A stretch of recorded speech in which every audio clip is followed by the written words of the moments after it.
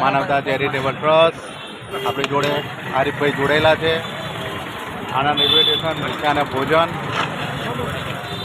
આજનું જમવાનું બટાકાનું શાક અને ભાત છે. જો તમે બી આ રીતે તમારા જન્મદિવસ કે કોઈ બી શુભ પ્રસંગે અહીંથી કોઈને ભૂખ્યાને ભોજન કરાવવા ઈચ્છતા હોય તો અમારો સંપર્ક કરો. આણંદ રેલવે સ્ટેશન, માનવતા ચેરિટેબલ ટ્રસ્ટ. અમે આવી જ રીતે ગરીબ લોકોને દરરોજ જમવાનું કરાવીએ છીએ, તો અમારો સંપર્ક કરો.